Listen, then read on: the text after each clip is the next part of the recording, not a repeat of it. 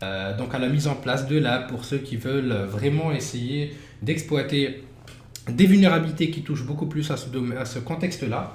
Mais pour être vraiment totalement honnête avec vous, c'est pas quelque chose qu'on va pouvoir effectuer disons concrètement et en toute liberté dans les environnements de prod, parce que c'est vraiment très très sensible. On retrouve encore des infrastructures avec de l'XP, on va retrouver aussi même parfois des infrastructures un petit peu plus vieilles, on va retrouver des protocoles qui ne sont pas sécurisés et des contrôleurs qui sont extrêmement sensibles à n'importe quelle requête forgée que vous allez lui envoyer. Mais déjà, avant de commencer, j'aimerais bien qu'on lève l'ambiguïté sur quelques termes donc on entend relatifs au système de contrôle industriel. Alors, donc vraiment quand on parle de système de contrôle industriel, euh, on va parler principalement de ce qu'on appelle des ICS ou des IACS. ICS pour Industrial Control System, IACS c'est pour Industrial Automation and Control Systems. Donc là, c'est vraiment la vraie définition d'un système de contrôle industriel, contrairement à ce qu'on va avoir la plupart du temps, que ce soit dans les films, dans des séries, dans des livres et ainsi de suite. Donc, ce qui est très souvent utilisé par abus de langage, c'est un SCADA. Donc on va parler de SCADA, on va entendre parler de SCADA, c'est-à-dire pour nous ça va être des ICS, mais en fait non. Donc CADA, c'est pour Supervisory Control and Data Acquisition. En fait, le SCADA, c'est juste en fait une partie de l'infrastructure en soi. Donc c'est-à-dire que c'est une partie qui va se charger de la supervision, sans plus. Et on a aussi les DCS pour les systèmes de contrôle distribués. Donc leur nom explicite bien le rôle.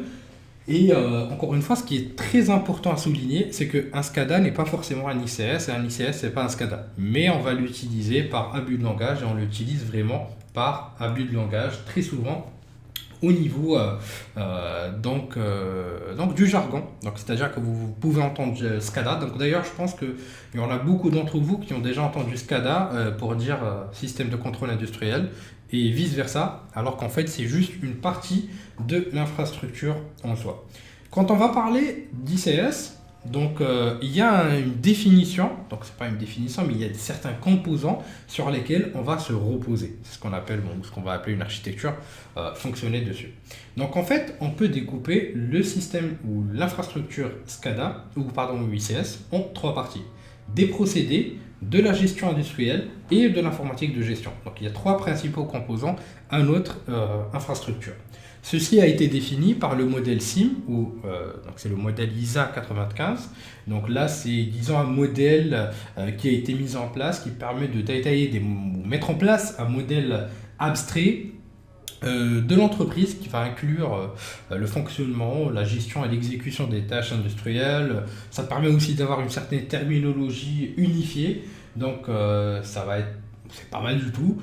Et ça permet aussi de définir des formats d'échange. Quand on va parler ICS, en fait, comme on a dit, on a la partie procédé. La partie procédé, on va retrouver notamment le niveau 0. Donc disons que ça va être vraiment la couche physique ou la couche la plus basse, où on va retrouver des capteurs, des actionneurs et tout ce qui va être communication. Ça peut être des routeurs, ça peut être donc tout simplement des micro-ondes dans certains cas, ou d'autres technologies comme du Zigbee et ainsi de suite. Sur le niveau 1, on retrouve tout ce qui est régulation et automatisme. Et le niveau 2, c'est tout ce qui va être superviseur. Donc c'est là où on retrouve beaucoup plus les SCADA au niveau de au niveau de ce modèle. D'ailleurs, l'ISA propose aussi, donc ça c'est juste entre parenthèses, un modèle qui permet de pouvoir avoir des meilleures pratiques en termes de sécurité au niveau des infrastructures et SCADA. Donc d'ailleurs, ce que je retrouve de plus complet, c'est une des approches les plus complètes que je retrouve personnellement dans le monde de la cyber. Donc c'est vraiment super bien documenté. Et on va en discuter d'ailleurs par la suite. Donc on a aussi derrière de la gestion industrielle. Donc là on a aussi du pilotage, c'est ce qu'on appelle du niveau 3.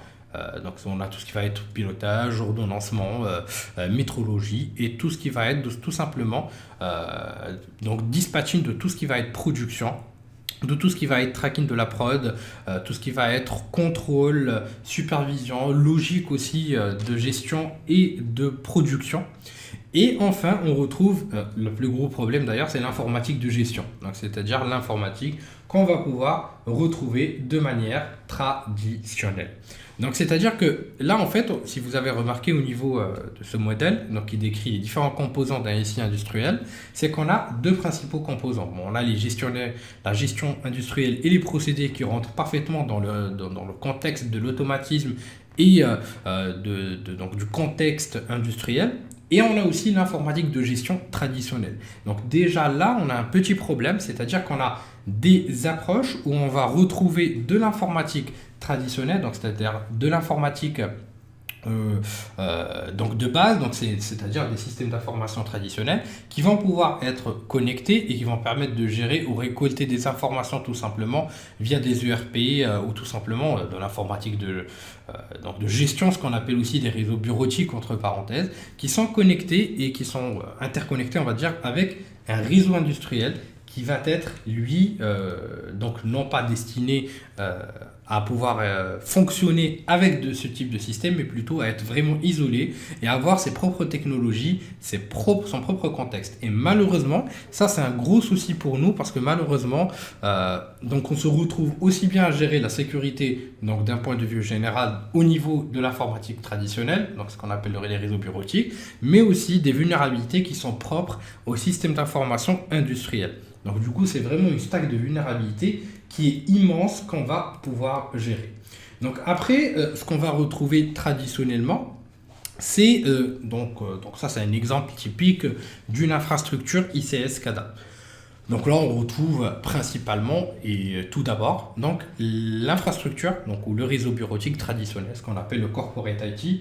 Donc c'est principalement ce qu'on va pouvoir avoir en front. Et généralement, c'est ce qui va être connecté à Internet. Ce qu'il ne faut pas aussi d'ailleurs, donc au niveau des meilleures pratiques de toutes les normes et de toutes les approches de l'informatique industrielle. Donc un réseau bureautique au niveau de ces environnements ne doit jamais être connecté sur Internet. Alors que malheureusement, on va voir aussi quelques exemples, rien que sur Shodan ou Zoomai, la version chinoise de Shodan, que c'est vraiment assez choquant ce qu'on peut retrouver d'exposé sur le net. Donc ça, c'est vraiment la première des choses.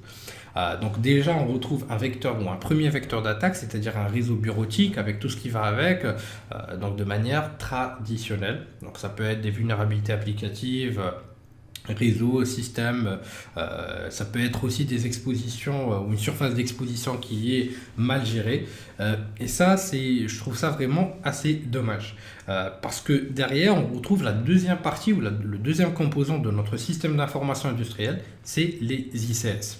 Au niveau des ICS, on retrouve deux principaux composants. On va prendre le premier réseau, c'est pour ça tout à l'heure, si vous vous rappelez, je vous avais parlé de SCADA. SCADA, encore une fois, c'est tout ce qui va être supervision. Donc ça nous permettra de superviser notamment les différentes unités ou les différents réseaux de production. Donc les réseaux de production vont être supervisés via les SCADA. C'est leur seul rôle. Et donc du coup, c'est comme un gros serveur qui va nous permettre de pouvoir récupérer tous les logs. Donc on peut dire que c'est donc un serveur d'analyse de logs si vous préférez, qui va récolter toutes les informations, qui va les afficher au niveau d'une petite interface home machine qui est toute sympa, donc qui va nous permettre de pouvoir superviser des opérations. Donc comme vous pouvez le voir ici, donc là on a un exemple d'une interface home machine qui nous permet par exemple de pouvoir superviser une pression spécifique. Donc sur le fonctionnement d'une pompe, par exemple. Donc ça, c'est un des exemples, une pompe de pression. Donc ça, c'est un exemple d'une alchimie toute bête. On va voir d'autres exemples après, mais c'est juste pour déjà donner une idée de ce que c'est. Après, on peut retrouver dans ce serveur ou dans ce réseau de supervision, donc là, on peut retrouver aussi des machines qui servent à de la maintenance et aussi un serveur qui est très très important pour les environnements de production. C'est ce qu'on appelle des data historians. En fait, un data historian, c'est comme un serveur, c'est un gros serveur, un gros composant qui va nous permettre de pouvoir stocker toutes les informations. C'est-à-dire qu'il enregistre toutes les informations au niveau production. Chaque information, chaque détail, chaque changement de valeur, chaque communication, tout élément est logué dessus. Donc du coup, il garde vraiment une trace de tout. C'est un super serveur. Donc quand je dis super, c'est en termes de puissance de stockage. Et il permet de pouvoir les stocker pour pouvoir les réexploiter, ainsi de suite. Donc déjà, en termes de data historienne, on peut aussi retrouver, aujourd'hui j'ai pu voir au niveau des nouvelles infrastructures, des data historiennes qui récupéraient aussi des informations des différentes machines, enfin machines, quand je dis machines, c'est serveurs, notamment les serveurs ERP et autres types de serveurs liés à la production au niveau des serveurs industriels, des réseaux bureautiques et qui va les stocker aussi. Son rôle, c'est que le stockage en fait, comme son nom l'indique. À partir de là, on retrouve le deuxième composant ICS, c'est les réseaux de production. À ce moment-là, on retrouve tout ce qui va être RTU, donc Remote Terminal Unit, donc qui permet de pouvoir faire de la communication à distance. On peut retrouver des réseaux sans fil, on peut retrouver et notamment donc des actionneurs, donc comme ce que vous pouvez voir ici, ou d'autres périphériques qui permettent, ou des capteurs, ou ce qu'on va appeler d'autres périphériques, qui permettent de pouvoir capter et écouter d'autres informations, nous permettant de définir notre logique de production, de prendre des décisions, de modifier la prod ou de vérifier simplement certains éléments. Ça peut être des capteurs de pH, donc d'acidité, ça peut être des capteurs de pression de l'air, et ainsi de suite. Et ils sont connectés à un petit périphérique ici qui est extrêmement important au niveau de notre approche, donc c'est-à-dire au niveau de la sécurité globale de nos infrastructures. Donc c'est ce qu'on appelle un PLC. Donc on va revenir sur la partie PLC par la suite, mais je vais quand même vous montrer une première introduction au PLC, donc on va pas trop s'y attarder. Mais un PLC, en fait, c'est un automate programmable. Donc quand je dis un automate programmable, c'est en fait un automate qui va... Donc c'est une petite machine, disons un petit périphérique, ça dépend après de son rôle, mais la taille peut différer. Et donc du coup, ce périphérique, il permet de pouvoir prendre des inputs. Donc ces inputs-là, ça peut être des inputs qui vont être liés à une logique, ce qu'on appelle une logique de programmation. Donc donc là, on va le programmer déjà. Ça, c'est la première des choses. Et les inputs, en fait, ça va être tout simplement les informations qui va récolter des actionneurs, des différents capteurs, ou encore de toute source d'informations qu'on va lui choisir tout simplement. Son ancêtre est le relais électrique. À partir de là, il va pouvoir avoir aussi de l'output. Donc toujours ici, on est dans une approche analogue, même si aujourd'hui, de plus en plus de PLC vont travailler sur les couches hautes de réseau. Et donc du coup, ça reste aussi une très grosse problématique, parce que là, plus on monte en couche, plus on a de vulnérabilité, et je ne vais pas dire de vulnérabilité, mais je vais dire plus on a une grosse stack de vulnérabilité à traiter. Alors, à partir de là, cet automate, en fait, tout simplement, va nous permettre de pouvoir actionner ou effectuer des actions de manière automatisée. Il va contrôler d'autres machines, il va contrôler des capteurs, il va contrôler d'autres composants du système industriel. Et donc, du coup, ça va nous permettre de pouvoir tout simplement soit automatiser la chose. C'est pour ça qu'on a une workstation ici généralement. C'est celle des ingénieurs qui sont chargés de programmer ce qu'on appelle une logique de programmation qui va nous permettre de déterminer l'action à faire, que ce soit au niveau des différents périphériques. Ça peut être une action qui va être une action qui va activer un capteur. Ça peut être une action qui va activer un actionneur. Ça peut être une action qui va arrêter une machine, qui va la démarrer, qui va donc ajuster une fréquence ou une puissance, et ainsi de suite. Donc, tout dépend de la logique de production qu'il y a derrière. Et donc, de manière globale, vous pouvez remarquer que le problème au niveau des infrastructures, ou le premier problème au niveau des infrastructures ICS-SCADA, c'est qu'on a déjà une première stack traditionnelle à gérer. C'est-à-dire un système d'information traditionnel avec toutes ces problématiques de sécurité qu'on a traditionnellement tous les jours. Entre nous, on a toujours tous les jours quelque chose à traiter. Chaque jour, il y a une nouvelle vulnérabilité. Et déjà, rien que ça, c'est un poids qui n'est pas à négliger. Après, on a le niveau ICS qu'on va pouvoir traiter à ce moment-là. Avant de continuer, je ne sais pas si vous avez des questions ou ça a pu être clair ou ce que vous en pensez, ou si vous avez des retours pour les gens qui ont déjà travaillé sur la cyber ou la sécu des infrastructures ICS-SCADA. Pour les autres, je ne sais pas. Merci Nicolas. Les autres, ça va? Est-ce que tout est bon? Parfait. Ok, donc après, si vous avez des questions, n'hésitez pas. Et donc, du coup, on continue avec la partie ICS. Et donc, quand on parle de la partie ICS. Donc du coup, on retrouve le premier problème, c'est le problème de l'étanchéité des réseaux. Donc c'est-à-dire qu'on va trouver un petit problème d'étanchéité en termes donc d'isolation des différents réseaux, donc sous-réseaux entre parenthèses. Et en fait, cette isolation, dans le meilleur des mondes, va se passer donc tout simplement ont ce qu'on va appeler des niveaux d'opération. Donc au niveau de ces différents niveaux d'opération, ce qui va être le plus intéressant, c'est vraiment avoir un bon découpage. Donc là, par exemple, c'est le découpage de facto qu'on peut retrouver relativement à l'ISA 99. Donc là, qui nous permet de déterminer un petit peu comment on doit découper notre réseau. Donc c'est un petit peu ce qu'on a vu aussi tout à l'heure, si vous vous rappelez, au niveau du modèle SIM. Donc on a différentes couches, donc et en fait une séparation qui doit être par couche. Les process avec les PLC, en fait ça va être une couche. Les niveaux de protection et safety vont être une autre couche.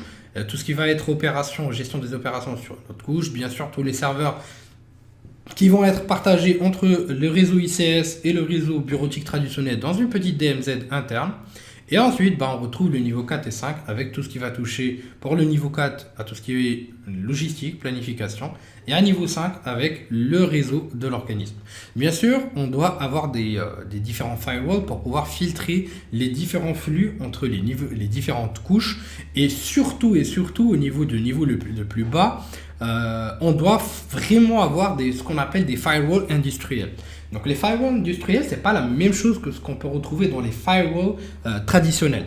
Donc du coup, pourquoi? Parce que les firewalls industriels, c'est des firewalls qui vont pouvoir gérer des protocoles spécifiques à l'industriel. Donc du coup, parce que c'est pas vraiment les mêmes protocoles, même si la base est la même, ça passe sur du TCP/IP, mais c'est vraiment des firewalls qui sont spécifiques pour pouvoir filtrer le flux, des flux spécifiques à ces protocoles, mais aussi qui permettent de détecter des attaques et des payloads qui vont être encore une fois spécifiques à ce type de contexte bien défini, parce que ça n'a vraiment rien à voir.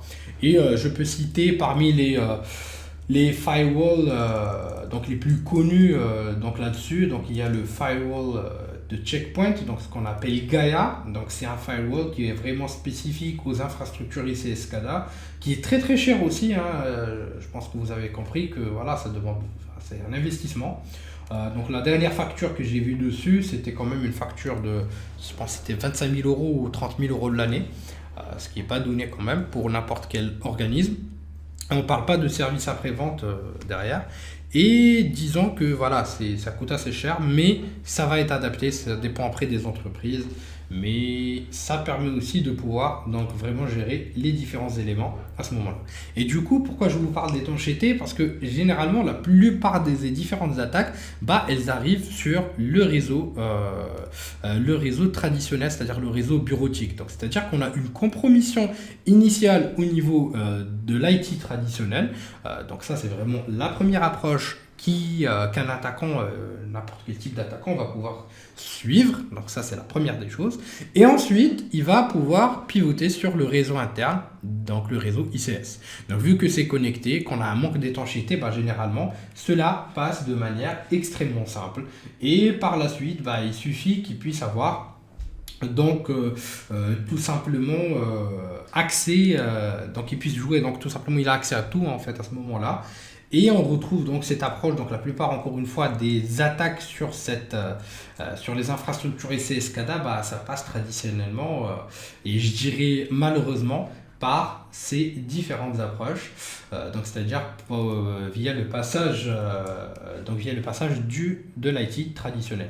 Après, la plupart du temps, c'est juste une petite vidéo démo de rien du tout avec un petit coup de Metasploit, avec un pivoting sur un réseau interne, et à ce moment-là, il suffit que l'attaquant puisse effectuer des scans internes sur le réseau pour pouvoir trouver des vulnérabilités, notamment sur des interfaces home-machine. Par exemple ici, on a un exemple de vulnérabilité sur une HMI, ce qu'on appelle une interface machine, ce que je vous ai montré par exemple tout à l'heure, ce qui s'appelle RealWin, qui est vulnérable.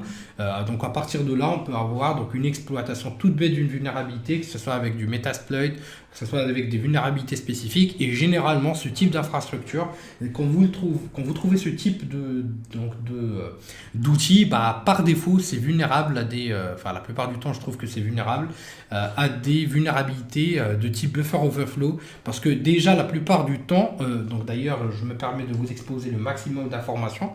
Donc déjà, parce que la plupart du temps, dans les infrastructures ICS SCADA, vous avez des XP jusqu'à aujourd'hui. Beaucoup travaillent avec des XP parce que pour eux, c'est stable. Il n'y a pas de protection mémoire qui va permettre de pouvoir... des protections de mémoire qui vont pouvoir tout simplement poser un problème d'un point de vue safety, parce que pour ceux qui ont déjà travaillé sur cette partie-là, quand je dis safety, c'est la sécurité en général humaine, entre parenthèses, et du process industriel. Et en fait, quand vous allez avoir des procédés comme de l'ASLR, que vous allez avoir d'autres protections comme du NX ou autre, en fait, quand vous avez ce type de protection, ça va jouer sur différents éléments au niveau du fonctionnement de votre programme. Quand vous avez donc des contraintes safety, la première des choses qu'on vous demande, que ce soit pour l'automobile ou encore que ce soit pour le monde industriel, en fait, on vous dit la première des choses, écoutez, faut utiliser de l'XP ou désactiver toutes les protections mémoire parce que ça risque de faire cracher donc le programme. Et donc du coup, quand vous avez ce petit problème là, donc là par exemple, là vous pouvez le voir sur l'exemple que j'ai donné, vous êtes sur une HMI, donc ça ressemble un petit peu à ça. Et donc disons que ça permet autrement dit de pouvoir, ça permettait de pouvoir éviter que le programme se crache. Parce que imaginez quand vous avez un process industriel où il y a tout le monde qui va travailler, donc il y a des êtres humains, il y a aussi de l'argent qui est en jeu, et donc du coup si on a un crash, il y a un souci.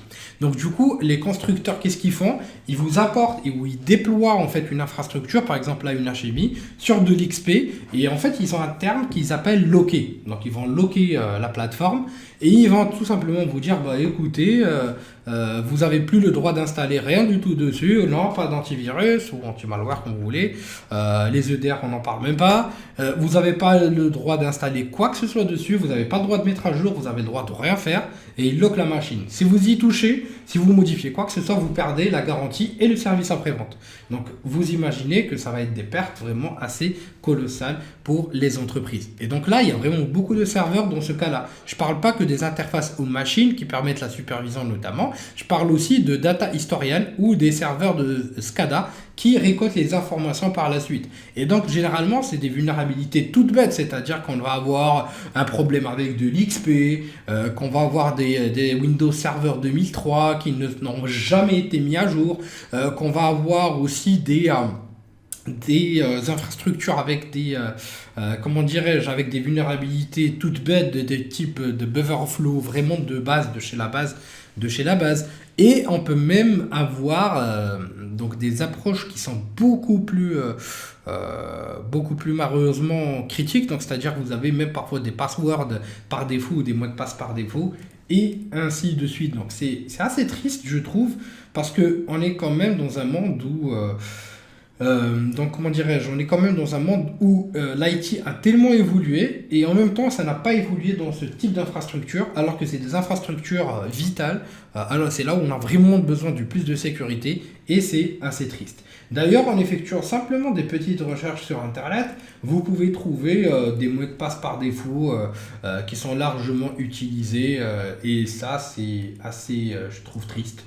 Et du coup, voilà. Donc, du coup, vous avez les mots de passe par défaut. Même parfois, il n'y a même pas de mot de passe, la plupart du temps. Des VNC sans aucun mot de passe. Donc, ça, c'est un petit peu ce que j'ai retrouvé personnellement. Et ainsi de suite. Après, donc du coup, ce n'est pas les seuls problèmes qu'on va avoir au niveau des infrastructures ICS SCADA. Et je vous dis pas, ou pas la peine de vous dire que derrière, aujourd'hui, on a aussi des infrastructures qui sont connectées. Donc, c'est-à-dire qu'on est devant des infrastructures malheureusement qui sont de plus en plus critiques, des infrastructures qui sont ouvertes et qui utilisent aujourd'hui l'Internet des objets. Enfin, j'appelle ça l'Internet des problèmes de mon côté parce que je ne crois pas trop à cet esprit d'Internet d'objets. Et on va déporter ça sur des infrastructures industrielles.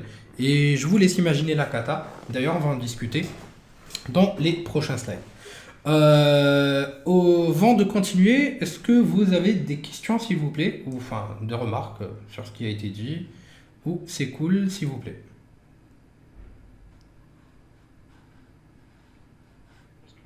Ok, ah, ok, super. Bon, je vais enchaîner, hein, si après s'il y a autre chose, vous n'hésitez pas. Alors, donc juste un petit cas donc, que je voulais souligner et qui était très très très très important pour moi. Donc c'est le cas Triconex. Donc qui se souvient du cas Triton ou qui connaît ou qui a entendu parler de Triton, du malware Triton ou de Triconex principalement? Est-ce que c'est quelque chose que vous avez déjà pu, vous avez entendu parler? Enfin, je pense que pour la plupart, ça va passer assez, disons, doux. Enfin, ça va être assez, comment dirais-je, comment dirais-je, ça va passer assez, gentiment, oui, effectivement.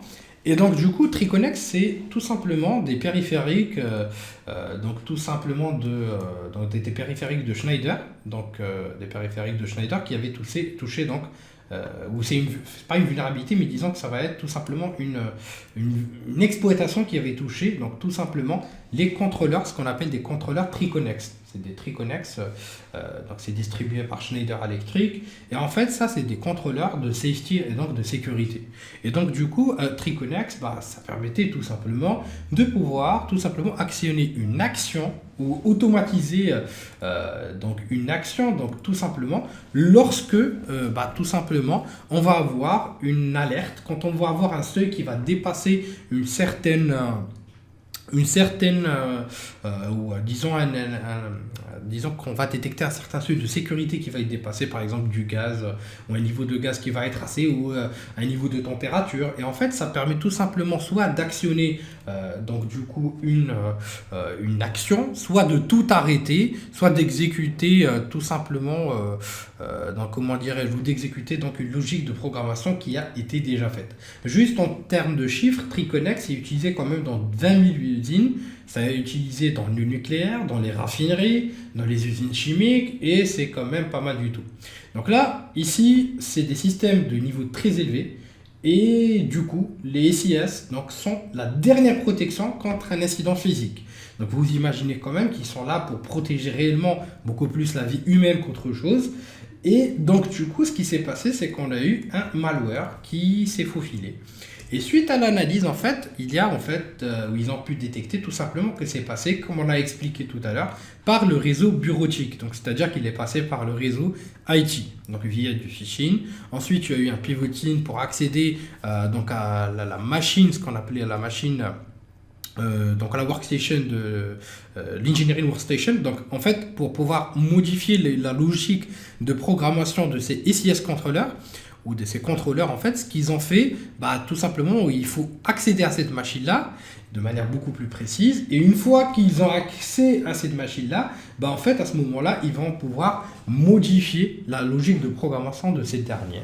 Et en fait, c'est une attaque qui est très très spécifique à ce type de contrôleurs. Parce que ce qu'il faut savoir aussi, c'est que les attaques ICS SCADA, ou les attaques sur les ICS SCADA, que ce soit attaque ou que ce soit donc tout simplement, je ne vais pas dire que attaque, mais je vais dire les malwares ou tout type d'action malveillante, bah en fait c'est vraiment des attaques qui sont très très ciblées. Vous n'allez jamais trouver une attaque qui va se passer de manière aléatoire. C'est-à-dire demain, vous n'allez jamais trouver vous entendre dire qu'il y a un malware qui circule et qui attaque toutes les usines, quelles qu'elles soient. Jamais de la vie, parce que chacune a sa propre logique, chacune a ses propres périphériques, et les attaquer veut dire faire un gros boulot de reconnaissance derrière.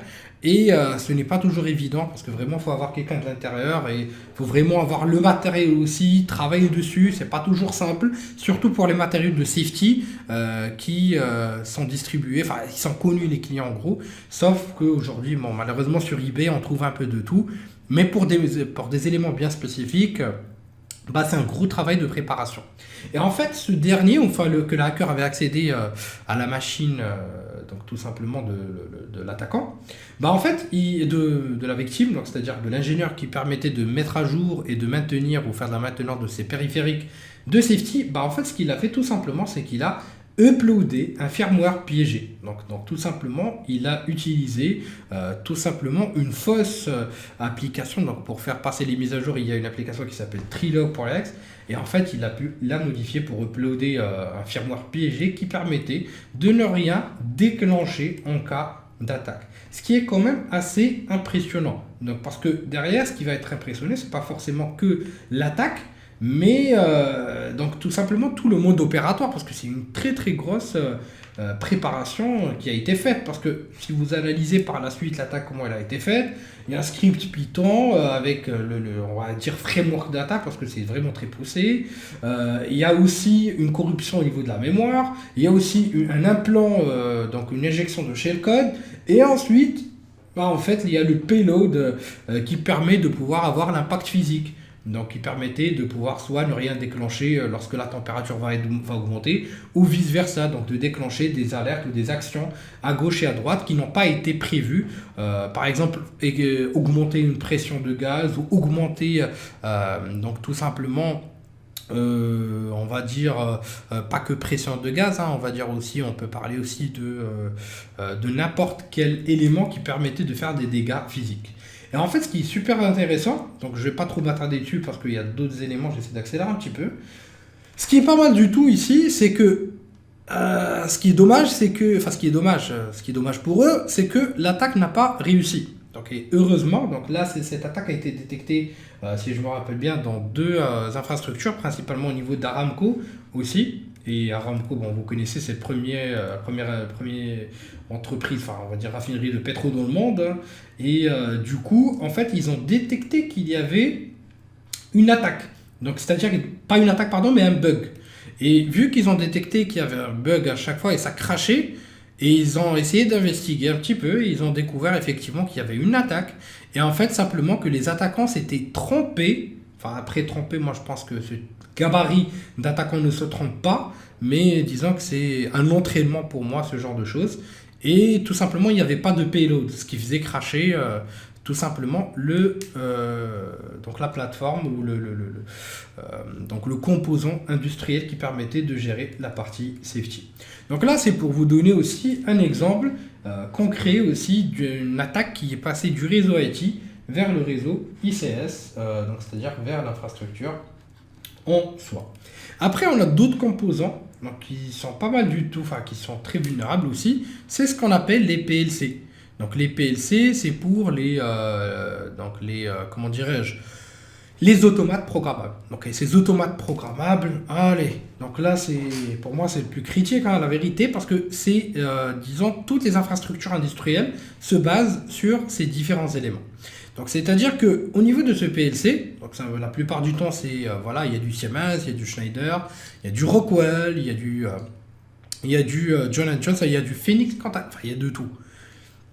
Et donc du coup, sur ce type de périphérique, donc ce qu'on a discuté tout à l'heure, ces automates qu'on va programmer pour effectuer des actions, pour contrôler d'autres machines, des fréquences, actionner d'autres composants ou d'autres PLC qui, eux, vont s'en charger de modifier la logique on va dire pas forcément la logique de programmation, mais on va dire la logique de fonctionnement et faire des dégâts.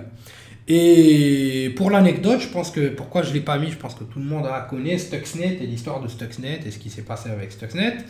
Et donc du coup, on va y revenir par la suite. Mais voilà, donc le malware Stuxnet visait par exemple tout à fait du Siemens et ses différents contrôleurs ou ses différents PLC qui se chargeaient de pouvoir contrôler la fréquence donc pour laquelle ou avec laquelle tournaient les différentes centrifugeuses. Et donc du coup, ils envoyaient des informations biaisées au SCADA pour que ça puisse à la fin faire boom en fait. Du coup, ça surchauffait, il n'y avait pas de régulation et ça faisait boom. Donc du coup, c'est un des vecteurs les plus privilégiés au niveau des différentes attaques. Après, le problème au niveau des PLC, il n'est pas que physique, parce qu'il y a les attaques physiques aussi, parce que bien sûr, dans notre infrastructure, on a parlé de tout, mais il faut savoir que l'attaque, elle ne va pas venir forcément que du réseau traditionnel, c'est-à-dire du réseau IT. Ça peut venir aussi du réseau de production, c'est-à-dire que ça peut être aussi physique. Donc c'est-à-dire que vous pouvez sécuriser tout votre réseau, Mais si vous avez un attaquant demain qui arrive sur la cause physique et qui arrive à se connecter à un PLC ou à d'autres éléments, bah, il peut envoyer soit des payloads qui vont provoquer des crashs ou prendre le contrôle des différents SCADA. Ça peut envoyer des payloads pour contrôler les data historiennes, d'accéder aux différents réseaux. Et même parfois, vous avez des composants qui ont des câbles directement connectés sans aucune sécurité. On avait découvert ça sur des aéroports et sur des tunnels et qui permettaient directement d'être connectés au réseau de supervision, mais aussi d'accéder à toutes les différentes informations au niveau des différentes machines sur le réseau de production. Et ce qui est dommage parce que, encore une fois, on parle d'étanchéité des réseaux, et si on suit juste ce qui est proposé par le modèle dont je vous ai parlé, l'ISA 95, ben en fait, on ne devrait pas tomber dans ce type de problème, parce qu'il y a une séparation de flux qui est conseillée là-dessus, et donc aussi une certaine étanchéité qui est bien paramétrée. À part la partie hardware, qui elle est toujours problématique, il y a la partie firmware. C'est-à-dire qu'on peut avoir des firmware qui sont piégés. Tout comme les internets des objets, bah, le firmware c'est le software du hardware. C'est ce qui va tourner au niveau de ces différents PLC et qui va donc décider, enfin c'est mini OS si vous préférez, et qui va pouvoir avoir toute la logique derrière de fonctionnement.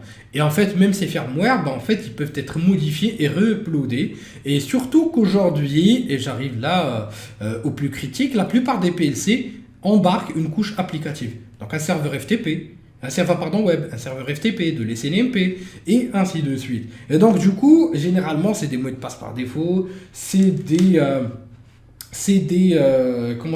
mots de passe par défaut, c'est des mots de passe par défaut, c'est des vulnérabilités web basiques comme on peut retrouver de partout. Ça c'est un peu malheureux aussi derrière. C'est des expositions, c'est des XSS, enfin tout ce qu'on retrouve de manière traditionnelle. Et ça, encore une fois, c'est assez dommage parce que ça va nous permettre de pouvoir aussi bien donc avoir un périphérique qui normalement ne devrait même pas avoir une couche applicative dessus. On parle quand même de safety, on parle de sécurité, on parle d'infrastructure vitale parce que c'est là où on va retrouver ce type de PLC. Et pourtant, bah, en fait, on embarque un petit serveur web comme ça, sans aucune sécurité, parfois sans mot de passe, ou encore avec des mots de passe par défaut, de l'FTP très souvent vulnérable, ou encore avec des mots de passe encore une fois par défaut, etc. etc. Et c'est pour ça que là, quand on va arriver sur de l'exposition, notamment avec Shodan, donc après vous avez le choix aussi de faire Zoomai, mais je présente aussi Shodan toujours parce que, bon, Shodan c'est connu, vous l'aurez compris, c'est le plus connu. Et derrière, c'est le plus utilisé. Donc, du coup, enfin, le plus utilisé pour moi, la vérité, j'utilise beaucoup plus Zoomai qu'autre chose pour mes tests d'exposition dans ce côté-là. Mais voilà, donc du coup, on en parle aussi assez rapidement. Et par la suite, bah, il y a aussi Zoomai qui peut être exploité, c'est la version chinoise de Shodan. Donc Shodan, ce qui est intéressant avec, c'est quand vous allez dans Explore, vous avez une catégorie complètement spécialisée au système de contrôle industriel. Il faut savoir que lorsque vous utilisez un PLC, bah, le PLC il va avoir des protocoles. Et ces protocoles, je ne vous parle même pas de leur vulnérabilité puisque on va en discuter par la suite. Donc, et bien sûr, tout ça, c'est répertorié par type de protocole et bien sûr, c'est exposé sur le net sans aucune sécurité. Il y a aussi beaucoup de honeypot, donc ça, je ne vous le fais pas dire, mais il y a aussi beaucoup de machines qui sont véridiques et en fait, beaucoup de machines qui sont assez exposées sur le net avec donc tout simplement des vulnérabilités. Donc on va pas forcément s'arrêter que sur ça. Donc même si là si je passe sur de Siemens, comme vous pouvez le voir, après il y a beaucoup de périphériques qui vont avoir des serveurs web qui vont être exposés, enfin beaucoup de serveurs web, hein, pas qu'un petit peu, beaucoup de serveurs web dessus et ainsi de suite. Donc il y a des gateways industriels, enfin vraiment il y a de tout et c'est assez triste. Donc aussi, vous avez donc juste un petit exemple tout bête, hein, on peut juste voir, donc pour faire un exemple tout simple et tout bête, on peut donc voir juste un petit exemple pour les interfaces aux machines. Donc notamment en spécifiant juste une petite recherche, hein, toute bête, pour du VNC, en spécifiant donc l'authentification disabled, voilà, authentication disabled. Et là en fait, si vous passez sur image, bon, il y a des honeypots, d'autres qui sont vrais. J'ai essayé moi-même de communiquer avec plusieurs utilisateurs qui avaient ça d'exposé. Et là, on retrouve vraiment beaucoup de périphériques qui sont exposés sans aucune authentification. Et ça, c'est vraiment très très propre au système industriel parce que derrière, on va venir mettre un VNC sans aucune authentification qu'on va connecter sur Internet. Et donc, comme je vous l'ai dit depuis le début, le problème avec les systèmes d'information industriels, c'est pas la difficulté à les sécuriser, mais c'est beaucoup plus donc la facilité, enfin c'est pas la facilité, mais je vais dire c'est tellement facile et tellement basique que personne ne s'en soucie. Et du coup, on a des automaticiens qui vont pas être formés à la sécurité, qui vont mettre un VNC pour accéder rapidement, pour faire de la misage, enfin de la maintenance, et ainsi de suite. On a d'autres personnes qui vont l'utiliser, qui sont pas formées pour la cybersécurité, et généralement, c'est pas un monde où la cybersécurité règne. Et donc, du coup, c'est pour ça, encore une fois, que je tiens à souligner l'importance de pouvoir former et sensibiliser les différents utilisateurs là-dessus. Et c'est vraiment assez dommage. Après, juste en guise d'information, entre parenthèses, ce que je vous conseille jamais de faire, c'est de pouvoir effectuer de la reconnaissance ou faire du test comme ça à l'aveuglette. Pourquoi? Parce que quand vous allez pouvoir attaquer directement les PLC, il faut savoir que rien qu'un Nmap est destructeur pour le périphérique. Donc pourquoi? Parce que tout simplement, ils n'ont pas été faits pour ça. Ils sont très sensibles et généralement, ils sont mis en place non pas pour faire de la sécurité, mais c'est beaucoup plus des systèmes qui sont fiables. Donc ils sont fiables. Ils sont là pour aussi respecter des contraintes safety. C'est comme si vous partez aussi sur des normes comme automotive, sur la partie système embarqué qu'on retrouve sur les voitures. Ils ne sont pas là pour faire de la sécurité. Ils sont là pour faire de la safety. Ils sont là pour respecter certaines normes qui permettent d'assurer que ça fonctionne bien, que ça ne va pas cracher, que les gens ne vont pas mourir. Et la sécurité, c'est bien aussi pour nous, bon, comme nous tous en tant que Técos, on comprend tous que voilà, la sécurité est primordiale, et beaucoup plus, mais aussi, il y a aussi l'aspect safety qui va gagner ici, donc du terrain. Donc je vous conseille jamais de faire du test d'intrusion à l'aveuglette sur des ICS SCADA, même côté Nmap par exemple, même de la reconnaissance. Personne ne fait ça directement, il y a des scripts dédiés pour ça, donc ce qu'on appelle des scripts NSE, je pense que la plupart d'entre vous connaissent, et qui sont dédiés, qui sont là pour ne pas forcément effectuer des dégâts sur ces différents périphériques, parce que si on effectue tout et n'importe quoi comme ça, et en fait ça va poser beaucoup de soucis. Parce que bon, ça va faire cracher tout et croyez-moi, j'en connais un rayon. D'ailleurs, mon premier contrat, je l'ai perdu comme ça et parce que j'ai commencé à faire le compte sans avoir d'expérience et sans comprendre ce que je fais. Et alors que voilà, même pour le scan, je vous donne juste des exemples. Comme je vous ai dit, j'essaie de partager le max d'infos dans cette petite heure. Et donc du coup, vous avez des outils ou des... non, comment dirais-je, des scripts pour chaque type de protocole bien spécifiquement pour ne pas forcément provoquer des crashs bien spécifiques. Il y a des scripts NSE pour chaque type d'approche bien spécifique. Après, il y a d'autres éditeurs, enfin d'autres éditeurs développeurs de solutions qui proposent aussi des outils dédiés pour ça. Et donc du coup, ils permettent aussi de pouvoir donc tout simplement sécuriser ces derniers. Après, juste un point très important que je tiens aussi à souligner, c'est lorsqu'on va utiliser des PLC, il faut savoir que ça va aussi utiliser des protocoles qui sont très souvent et extrêmement vulnérables. Je prends juste un seul exemple. Donc on arrive donc d'ici vers la fin de notre petite session. Et donc du coup on arrive à la partie protocolaire. Donc là en fait on a aussi des protocoles qui sont extrêmement extrêmement complexes à sécuriser, oui, mais qui sont vraiment super simples.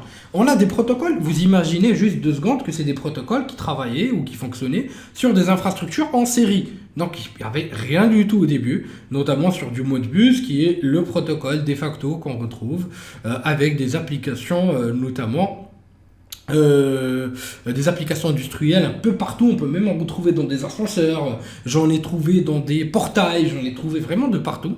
Et en fait, ce type de protocole fonctionne au mode maître et esclave. Ce type de protocole aussi est un protocole qui va être utilisé via donc tout simplement du TCP aujourd'hui qui a été déporté, ainsi que d'autres protocoles sans aucune sécurité et qui ne peut pas être sécurisé. Et c'est pour ça que je viens au niveau de cette partie-là pour vous parler aussi de sécurité des protocoles qu'on va avoir au niveau des différents périphériques que vous allez retrouver, c'est-à-dire des périphériques côté ou des périphériques comme des PLC. Pourquoi? Parce que en fait, ces PLC, généralement, ils vont utiliser ce type de protocole. Par exemple, du Modbus, soit pour communiquer avec les différents composants du système SCADA, soit simplement pour communiquer avec d'autres périphériques qui sont donc qui sont au niveau de l'infrastructure ou du réseau de production. Le problème avec la première des choses, c'est le problème avec des protocoles comme du Modbus, c'est que c'est des protocoles, donc déjà, à savoir que c'est des protocoles que vous pouvez effectuer, vous pouvez analyser simplement avec, donc tout simplement avec un petit Wireshark, hein, c'est pas des protocoles qui sont compliqués à pouvoir analyser. Donc d'ailleurs, avec du Wireshark, vous pouvez quasiment analyser tous les protocoles industriels. Et donc du coup, vous pouvez vraiment intercepter, comme vous pouvez le voir, tous les différents éléments ou tous les différents protocoles, quels qu'ils soient. Donc et généralement, c'est des requêtes de modification sur des unités, donc c'est-à-dire sur des unités du PLC. Il y a certaines fonctions qui permettent d'aller lire, d'écrire des valeurs, donc c'est des registres qu'on va aller écrire et modifier, et ces registres vont être spécifiques à une logique derrière.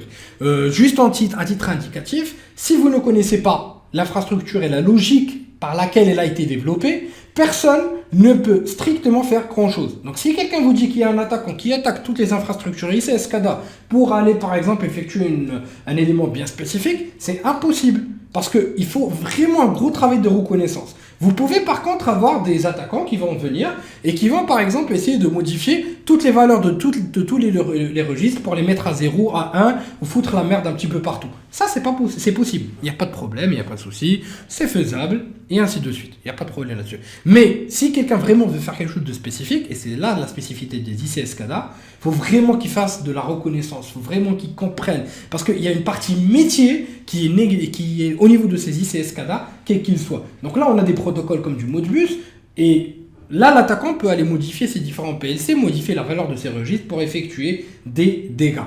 Mais il ne peut pas faire grand-chose, c'est-à-dire manipuler l'infrastructure s'il ne la connaît pas.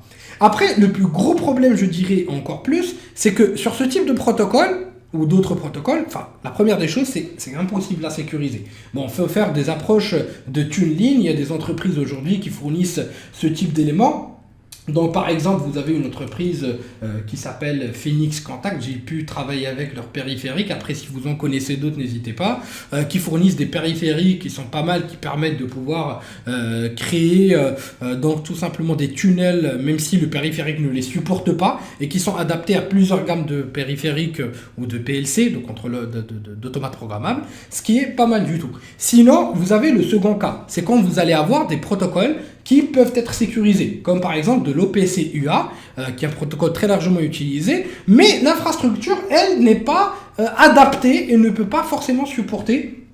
Donc tout simplement ce type de protocole ne permet pas d'être sécurisé là-dessus, et il y a ce problème-là, c'est-à-dire le problème de l'héritage, le problème des différents périphériques qu'on va retrouver un petit peu partout dans ce type d'infrastructures qui ne sont pas du tout homogènes et malheureusement qui ne permettent pas d'appliquer certaines mesures de sécurité, sans oublier le problème où vous n'allez pas forcément pouvoir modifier ce type d'éléments. Qu'est-ce que ça peut faire? En fait, on peut avoir des attaques qui vont être assez structurées. Donc aujourd'hui, je vais vous montrer juste un petit exemple tout bête que j'ai pu récolter. Donc c'est une petite infrastructure de test toute simple, et donc où on retrouve une petite interface aux machines. Donc on va retrouver donc ici la pression donc tout simplement d'une valve, donc la valve qu'on va pouvoir retrouver ici et qui va contrôler donc la pression du gaz. Donc là c'est la petite simulation, et ça permet vraiment de pouvoir appréhender vraiment les choses. Il y a un troisième composant, c'est l'automate programmable qui est ici. Bon, c'est un automate où il n'y a pas vraiment d'animation, donc c'est complètement passif, et on retrouve un petit peu ici, donc c'est un petit lab que vous pouvez utiliser pour vous amuser, pour apprendre la sécurité des ICS SCADA. Vous pouvez donc tout simplement lancer des petites des petites interceptions, analyser les différents paquets qui vont pouvoir circuler et intercepter pour comprendre aussi tout ce qui va se passer. Donc juste avec un petit TCP dump, vous pouvez retrouver pas mal d'éléments qui vont circuler, pouvoir les analyser avec du Wireshark, comprendre aussi comment cela se passe, ou tout simplement décider d'attaquer, soit de décider d'attaquer via des attaques communes comme du brute forcing, via des attaques communes comme donc comment dirais-je, du MITM. On retrouve vraiment toute la panoplie des attaques, ou encore des attaques spécifiques à des protocoles, comme ici une attaque sur la partie Modbus, une attaque sur la partie Modbus qui va donc tout simplement nous permettre de pouvoir donc bien spécifiquement modifier les valeurs d'un registre jusqu'à donc tout simplement faire exploser tout simplement cette petite simulation qu'on peut retrouver ici. Et donc du coup ici vous pouvez retrouver le petit programme dont je vous ai parlé. Donc là c'est vraiment assez simple. D'ailleurs, pour quasiment tous les protocoles, vous avez des simulations ou des librairies Python qui vous permettent de pouvoir donc analyser, de pouvoir aussi de pouvoir simuler, de pouvoir crafter des paquets, donc de pouvoir forger des paquets spécifiques à ces environnements industriels, ce qui est vraiment pas mal du tout. Et donc du coup vous pouvez aller modifier certaines valeurs. Bien sûr, il y a d'autres protocoles, il n'y a pas que le Modbus. Donc là c'est juste un exemple où on va aller modifier des valeurs dans un périphérique, c'est-à-dire dans un automate programmable, dans un PLC. On va aller modifier des valeurs pour spécifier des valeurs ou pour donc tout simplement modifier des valeurs d'un contrôleur d'une valve qui permet de pouvoir mettre la valve à 100% et donc d'augmenter la pression donc à 100%. Donc d'ailleurs, si vous remarquez, si je lance un petit Wireshark, en fait ce qui va faire principalement, c'est tout simplement aller modifier donc la valeur des différents registres, et donc du coup ça va nous permettre par la suite de pouvoir donc ça va nous permettre par la suite d'aller pouvoir donc mettre la valve à 100%. Donc là en fait vous remarquez ici qu'on a directement les différentes requêtes. Donc c'est en fait que des fonctions, comme vous pouvez le voir, où on va aller modifier plusieurs registres en même temps, et ce qui est vraiment pas mal du tout.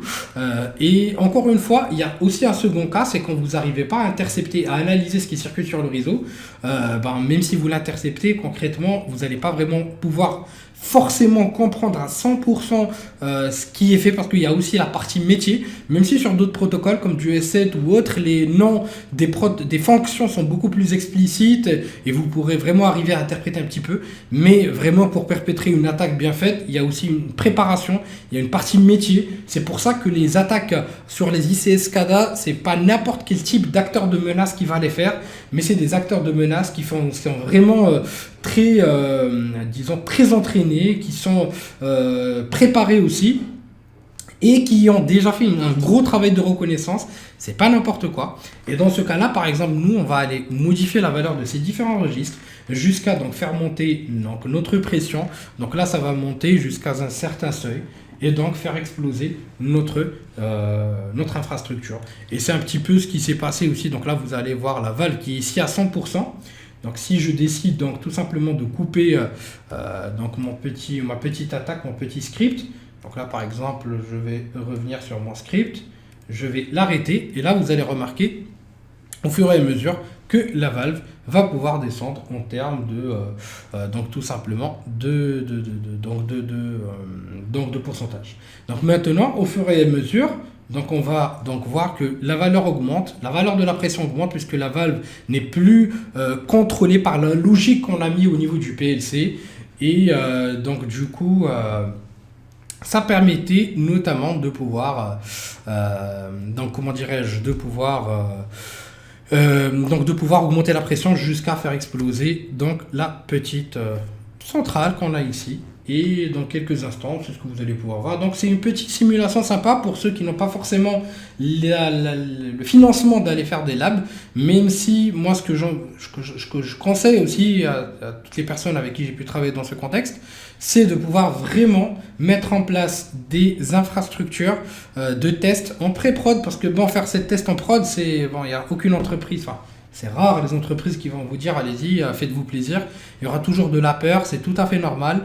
Et donc du coup, il faut essayer de comprendre aussi cette partie-là et de toujours penser à des labs en pré-prod pour pouvoir, ou en pré-prod, quand je dis pré-prod, c'est IT, mais disons des labs de test et d'évaluation.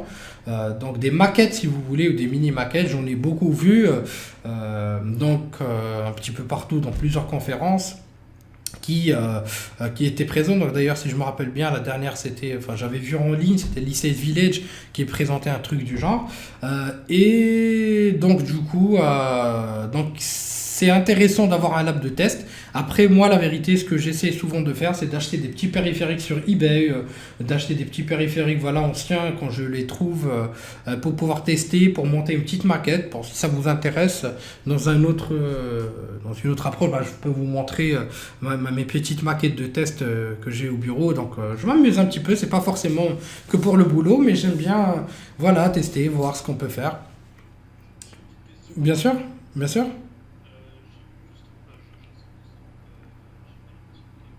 Non, elle va pas baisser. Donc là, ça tourne toujours. Donc là, la pression, elle doit arriver à 3200, comme tu peux le voir ici. Et ça augmente jusqu'à faire exploser la petite usine. Si, en fait, pourquoi on a su tout simplement quoi faire? Donc parce que tout simplement, ce que j'utilise, c'est pas quelque chose que moi j'ai développé. Donc c'est un lab, en fait, qui a été développé pour un projet de recherche. Donc je vais partager avec vous tout de suite le lien. Donc là, quand ça va arriver à 3200 kilopascales, ça va exploser. Donc là, le projet, c'est le suivant. Et on arrive vraiment à forcer ces différents éléments. Donc là, c'est l'objectif pour lequel qu'on doit réussir.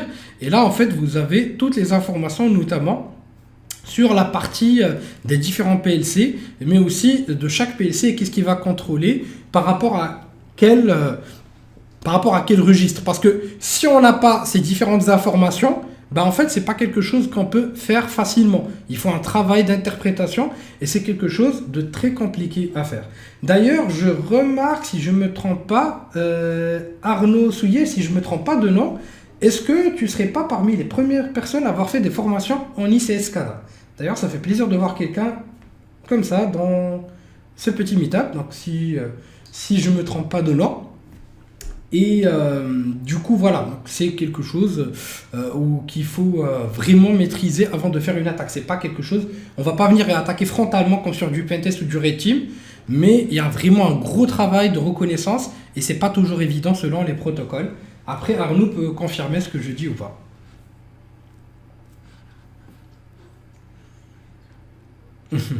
Ouais, ouais, on t'entend très très bien.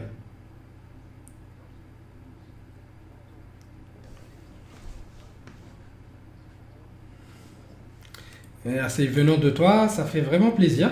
Parce que, bon, pour ceux qui ne connaissent pas Arnaud Souillet, c'est une des premières personnes à avoir fait des formations sur le monde ICS-CADA. Les premières formations que j'ai suivies, c'est les siennes, enfin, ses interventions.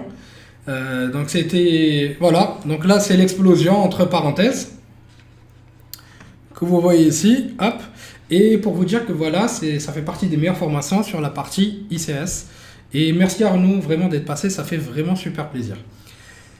Et donc du coup, comme vous pouvez le voir, donc là, on arrive à contrôler un PLC et c'est vraiment très très très très très compliqué de pouvoir connaître cette logique. En fait, moi, l'objectif complet ici, c'est juste pour vous dire que voilà, quand on arrive sur des infrastructures ICS CADA, on peut passer sur des infrastructures, donc comment dirais-je, sur des infras traditionnels, donc comme ce qu'on va trouver sur de l'IT, ensuite faire pivoter sur des différentes infrastructures ICS. Il n'y a pas de problème là-dessus. Donc ça, c'est facile. Donc là, on peut arriver sur des HMI, avec des mots de passe par défaut, avec des erreurs de configuration toutes bêtes, avec des mots de passe sur d'autres protocoles, Telnet, FTP, ou avec des mots de passe par défaut, des PC de maintenance qui sont foireux, et ainsi de suite. On peut attaquer aussi du PLC, que ce soit de la couche physique ou encore de la couche ou du réseau de supervision, donc du réseau SCADA. Et le PLC en soi, et les PLC en soi, on peut les attaquer. Mais pour attaquer des PLC, c'est pas facile. Donc c'est un travail de préparation. Bien sûr, vous avez des vulnérabilités qui vous permettent d'aller stopper ou démarrer un PLC, comme ce qu'on retrouve très souvent sur du S7. Vous pouvez après avoir certaines spécificités par protocole. Donc chaque protocole dans le monde industriel est vraiment spécial. Si je prends par exemple un exemple du BACnet, qui est aussi un des protocoles les plus utilisés, Bah, c'est un protocole aussi qui va donc nous permettre d'aller modifier des valeurs si aucune sécurité ne va pas être appliquée. On a du S7com, on a de l'Ethernet IP aussi, qui est un protocole qui est largement utilisé, qui se base sur le principe des tags, entre parenthèses, et là on peut aller, donc là c'est beaucoup plus expressif parce que quand on a des tags, ça nous permet de comprendre un petit peu la logique qu'il y a derrière. Donc on peut aller essayer de modifier ces tags là. S'il y a des mots de passe de protection, il y a des outils dédiés pour pouvoir brute forcer ce type de passe et ainsi de suite. Donc c'est pas vraiment comme l'IT traditionnel, comme on ferait dans un test d'intrusion, ou dans des exercices Red Team ou autre, mais c'est vraiment complètement spécifique à ce monde-là. Et chaque usine, chaque infrastructure est vraiment spéciale avec ses protocoles, avec son écosystème, avec ses différentes approches. Mais pour vous dire que voilà, le problème des ICS, c'est que tout est un problème. On a la couche du réseau traditionnel qui est vulnérable. On a la couche ICS, donc la couche ICS, quand je dis ICS, c'est réseau SCADA avec des machines qui datent de je ne sais quoi, avec des systèmes d'exploitation super anciens que vous ne pouvez pas forcément modifier à cause des contraintes des éditeurs, à cause des contraintes des fournisseurs. Donc vous n'êtes pas obligé, vous pouvez pas les toucher pour être complètement direct. Donc c'est le cas que j'ai vu, pas tous, mais vous pouvez demander lors de l'achat donc d'impliquer dans votre contrat ou dans vos appels d'offres la sécurité. Et mais c'est compliqué parce qu'il y a aussi les contraintes safety qu'il faut respecter et qu'il faut vérifier, il faut voir avec ses constructeurs et ses éditeurs. Après, sur des usines vraiment anciennes, ça m'étonnerait avec l'historique et tout ce que vous avez, que vous puissiez, avec tout l'historique qu'il y a, que vous puissiez réussir à vraiment tout sécuriser. Parce que comme on l'a dit, il y a vraiment différents niveaux que vous pouvez traiter. On va de la couche la N0 selon le modèle CIM, donc c'est-à-dire des couches des capteurs jusqu'à l'informatique traditionnelle. Et avec l'historique, avec tout ce que vous avez, c'est pas toujours évident. Surtout que la plupart des PLC ne permettent pas forcément d'appliquer des modules de sécurité, parce que par exemple si je prends du Modbus, vous pouvez pas sécuriser, il vient du relais électrique, mais il y a des modules qui permettent de faire du tuneling, mais ça va coûter cher. Après il faut voir si les serveurs SCADA qui récupèrent les data vont être capables de pouvoir gérer le flux, sinon est-ce que je dois rajouter une gateway, sinon est-ce que je dois tout migrer, pareil je parle même pas des réseaux sans fil, et bien sûr des différents autres terminaux et des problèmes liés aux attaques RF, donc sur la partie radiofréquence, qui sont très souvent sous-estimés et qui peuvent donc être largement exploités dans ces contextes. Il y a la partie humaine bien sûr, et la plupart du temps, c'est des erreurs toutes bêtes. On n'est même pas arrivé au niveau de dire est-ce qu'on a une sécurité, pour moi en tout cas selon ma modeste expérience, pour dire est-ce qu'on peut sécuriser une infrastructure ICS SCADA par abus de langage, mais est-ce que il y a des mesures qu'on peut appliquer déjà avant de parler de sécurisation. Est-ce qu'il y a quelque chose déjà que je peux appliquer? Est-ce que mon produit me le permet? Et malheureusement, il ne faut jamais oublier que les infrastructures ICS n'ont jamais été destinées pour être connectées sur du TCP/IP comme ça. Ils n'ont jamais été destinées à être connectées sur Internet et encore moins à avoir des objets connectés qui vont être rajoutés, parce que là, je vois un petit peu que c'est la tendance un petit peu partout. Et donc, pardon? Bien sûr.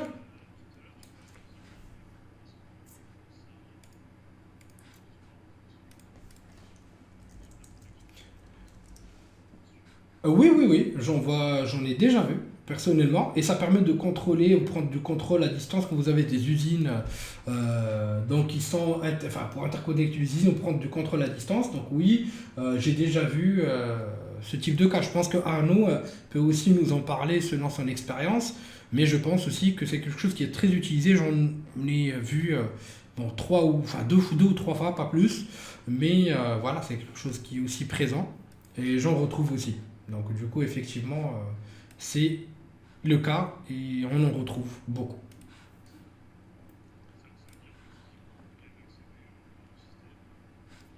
Oui, effectivement. Oui, effectivement. Et en fait, ce qui est encore plus intéressant, ce que je t'invite à voir aussi, toi qui l'expert est team, notre expert est team, donc il y a aussi un exercice, il y a un petit documentaire que j'aime bien, je pense que c'est passé, c'est très ancien, ça date de 2016. Et en fait, ça explique aussi ce qu'ils ont retrouvé lors d'un exercice Red Team sur des infrastructures ICS SCADA. Et je trouve que c'est pas mal du tout parce que ça donne vraiment une approche concrète de tout ce qu'on a vu. Je vous mets le lien sur le chat. Et voilà. Et donc, du coup, on en retrouve vraiment parfait. Donc, du coup, voilà, on en retrouve vraiment beaucoup de cas. Ils expliquent un petit peu comment ils ont fait. Bon, là, c'est la pub dégueulasse. Donc, c'est bon. Je pense que j'ai appris par cœur toutes les pubs. Donc, comment dirais-je euh, ouais, voilà, ouais. Et là, en fait, voilà, ils expliquent comment ils ont tout pris, les implants physiques qu'a développé Unknown d'ailleurs, Mathieu, ils ont été spécifiés dessus, même si eux, ils travaillent que avec du Hack5, mais ils ont travaillé aussi avec un petit peu de tout. Et en fait, la plupart du temps, ils font de l'intrusion physique jusqu'à la prise de contrôle et ainsi de suite. C'est de la bonne reconnaissance, c'est vraiment un exercice super sympa. Je pense que ça peut t'intéresser, Yann. Ça reflète vraiment l'état des lieux de ce qu'on peut retrouver d'ailleurs. Avec plaisir. Après, je sais pas ce que vous en avez pensé, voilà, pour une première approche. Après, si c'est un sujet qui intéresse, je peux rentrer dans le détail, vraiment de manière beaucoup plus approfondie, parce qu'il y a beaucoup de choses, donc comment dirais-je, il y a beaucoup de choses qu'on peut, voilà, discuter dessus, que ce soit au niveau offensif, que ce soit au niveau défensif. Donc il y a vraiment beaucoup de choses qu'on peut découvrir. C'est hallucinant comme c'est un monde à part. Que ce soit au niveau protocole et niveau sécurisation aussi, il y a tellement de choses qu'on peut discuter, donc ça reste vraiment très intéressant. Voilà, donc on arrive à la fin. Je sais pas qu'est-ce que vous en avez pensé, n'hésitez pas à nous en dire. D'ailleurs, ça fait plaisir aussi de voir Hervé Chouard avec nous, la référence de la formation InfoSec française. Donc ça fait plaisir en tout cas. Et donc du coup voilà, on a